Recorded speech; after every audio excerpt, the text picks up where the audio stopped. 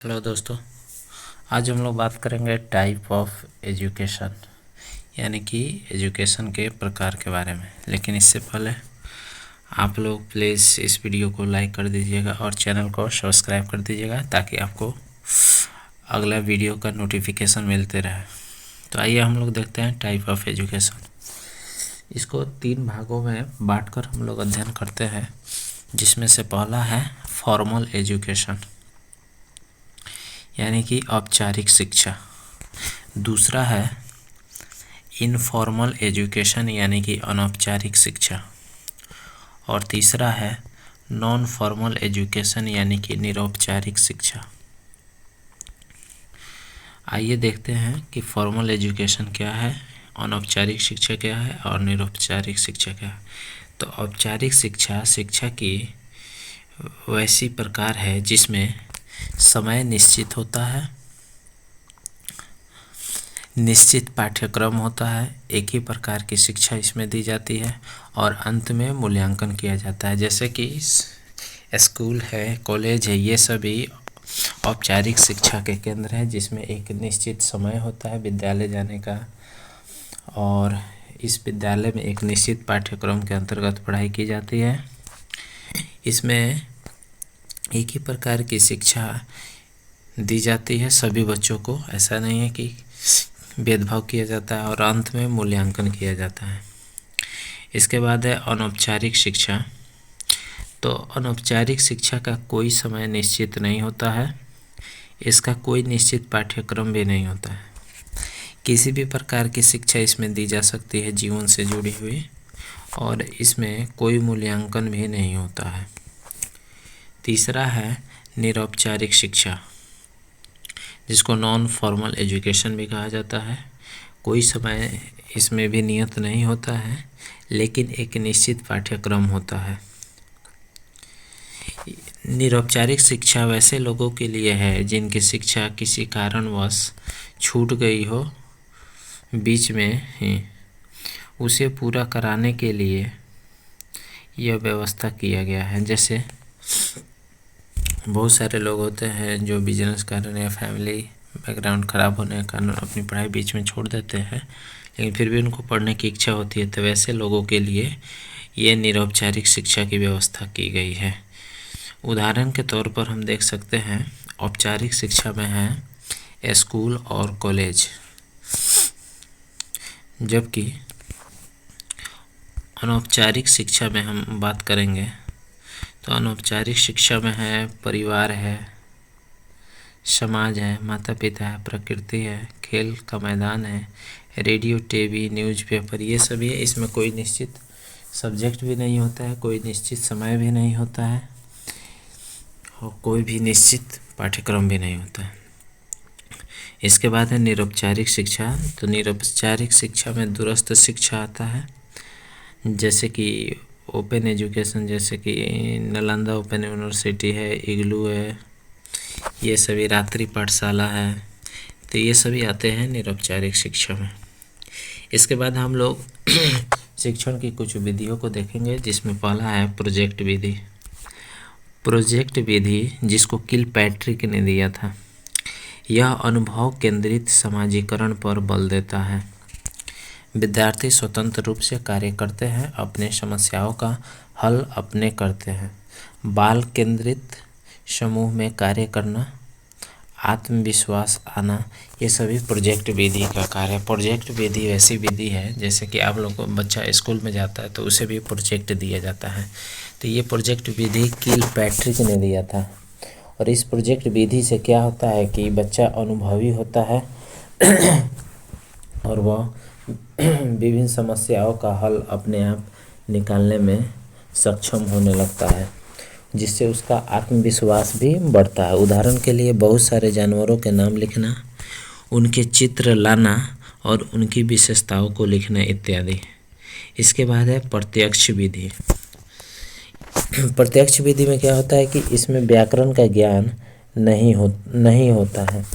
इसमें मातृभाषा को बिना मध्यस्थ बनाए उसे दूसरी भाषा सिखाई जाती है, जैसे वार्तालाप, माहौल देकर श्रव्य दृश्य सामग्री का प्रयोग किया जाता है यह प्राथमिक कक्षा के लिए लाभदायक होता है। एग्जाम्पल के तौर पर नेपाल में रहकर नेपाली सीखना। यानी कि हम कह सकते हैं कि प्रत्यक्ष विधि में बिना व्याकरण को ध्यान में रखे हुए और बिना मातृभाषा को मध्यस्थ बनाए ही दूसरी भाषा सिखाई जाती है। यानी कि कोई हिंदी भाषी क्षेत्र है जिसकी मातृभाषा हिंदी है और वह साउथ के किसी क्षेत्र में चला जाता है और वहाँ की ही मातृभाषा तेलुगु है, तमिल है, तो वो स्वयं वहाँ की भाषा सीख जाता है, जिसको प्रत्यक्ष विधि कहा जाता है। इसमें किसी विषय की पढ़ाई नहीं होती है या उसके कोई व्याकरण का तरीका नहीं सिखाया जाता है। तो प्रत्यक्ष विधि भाषा सीखने की वैसी विधि है जिसमें मातृभाषा का यूज नहीं किया जाता है। वह किसी परिवेश से सीखा जाता है या वहाँ के वातावरण से या न्यूज़पेपर पढ़ के उस भाषा में। तो ये सभी प्रत्यक्ष विधि के अंतर्गत आता है। इसके बाद है अप्रत्यक्ष विधि, जो कि प्रत्यक्ष विधि का विपरीत होता है। किसी भाषा को जब मातृभाषा के सहारे या उसमें अनुवाद करके सिखाया जाता है तो उसे ही अप्रत्यक्ष विधि कहते हैं। जैसे इंग्लिश सीखना है तो इंग्लिश को हिंदी के माध्यम से सिखाया जाता है। जैसे हम लोग के क्षेत्र में चंपारण में इंग्लिश लोगों का कमज़ोर होता है और इंग्लिश को भी हिंदी के माध्यम से सिखाया जाता है। इसके बाद है विश्लेषण विधि। विश्लेषण विधि में क्या होता है समस्या को छोटे छोटे टुकड़ों में बांटकर उनका अध्ययन करना या सीखना। जैसे किसी व्यक्ति के शारीरिक अंगों को उसके चित्रों के माध्यम से बताना।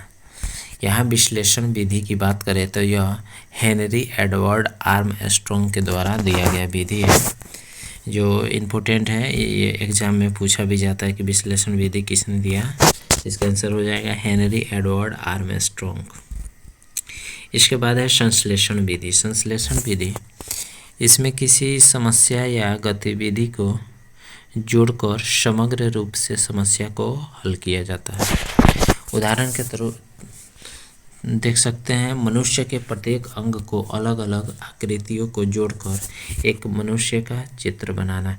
यानी कि संश्लेषण विधि, यानी कि नाम से ही स्पष्ट है, संश्लेषण मतलब सभी को जोड़कर एक रूप देना।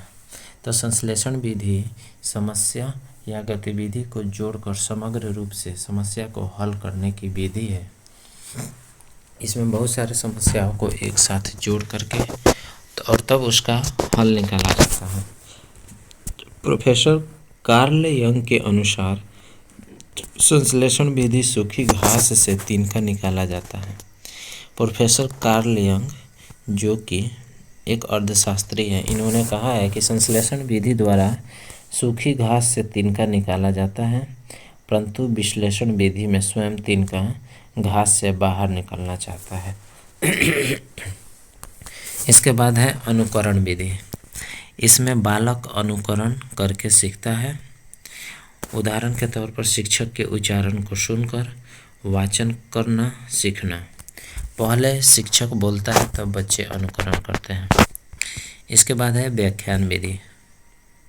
व्याख्यान विधि में क्या होता है, इसमें किसी विषय या तथ्य की व्याख्या की जाती है। शिक्षण की सबसे प्राचीन विधि कहा जाता है। इसमें शिक्षक प्रमुख होता है, शिक्षक केंद्रित विधि है।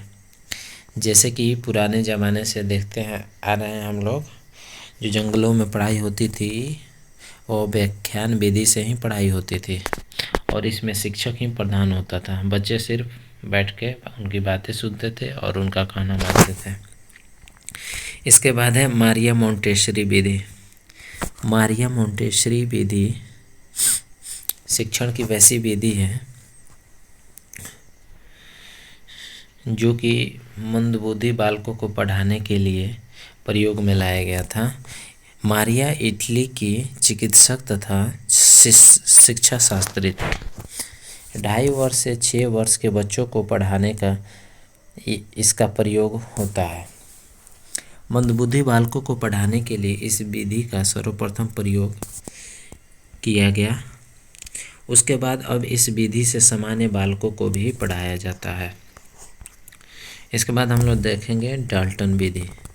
तो डाल्टन विधि किसने दिया था? कुमारी हेलेन पाखेस्ट ने दिया था। इस विधि में शिक्षण द्वारा छात्रों को कुछ असाइनमेंट दिए जाते हैं जिन्हें विद्यार्थियों को तय समय के भीतर करना होता है। जैसे मेरा देश भारत पर असाइनमेंट बनाना। तो डाल्टन विधि जो कि हेलेन पाखेस्ट द्वारा दिया गया है, इस विधि में क्या होता है कि विद्यार्थियों को असाइनमेंट दिया जाता है जिसे विद्यार्थी को तय समय के भीतर जमा करना होता है। इसके बाद है भाषा संसर्ग विधि। यह व्याकरण शिक्षण की विधि है। भाषा संसर्ग विधि जो है वो व्याकरण शिक्षण की विधि है। इसमें बुक्स या रचनाओं के माध्यम से व्याकरण का ज्ञान दिया जाता है। प्राथमिक कक्षाओं में इस विधि का प्रयोग किया जाता है। तो ये थी शिक्षण की कुछ विधियाँ जिसको हम लोगों ने आज पढ़ा है, और ऊपर में हम लोग पढ़े थे टाइप्स ऑफ एजुकेशन। तो आज का वीडियो यहीं तक था। धन्यवाद।